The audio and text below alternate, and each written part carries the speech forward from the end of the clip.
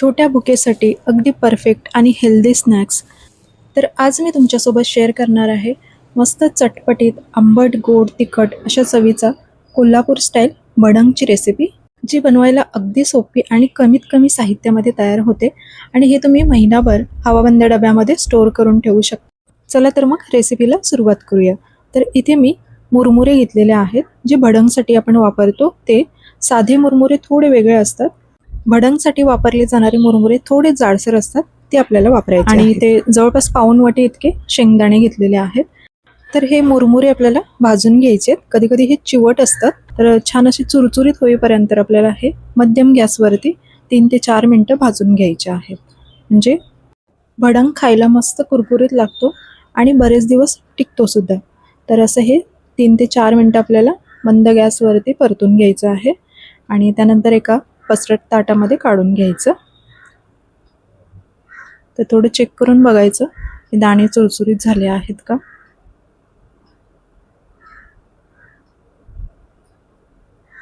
तर आणखी 1 ते 2 मिनटं मी परतून घेते.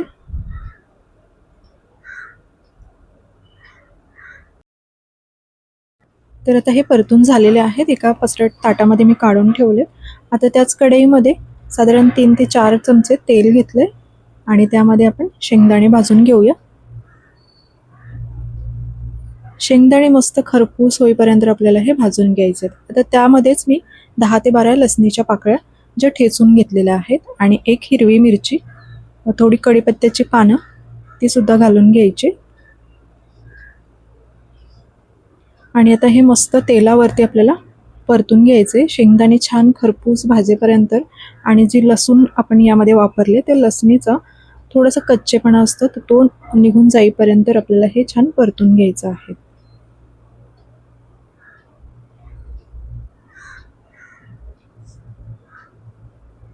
गॅस कमीच ठेवायचे. कमी गॅसवरतीच आपल्याला हे छान परतून घ्यायचे.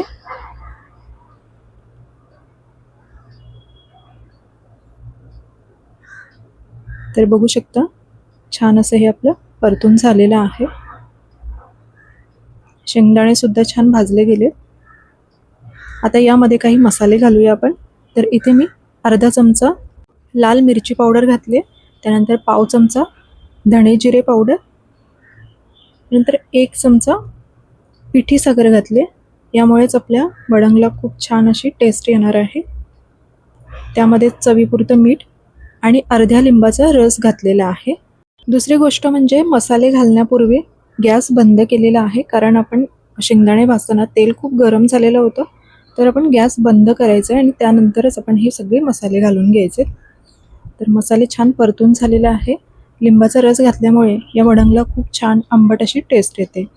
तर आता आपण हे भडंगचे चुरमुरे घालून घेऊया आणि ते छान परतून घ्यायचे.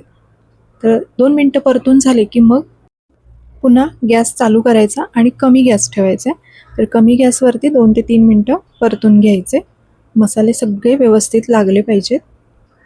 तर बघू शकता रंगसुद्धा खूप सुंदर आलेला आहे.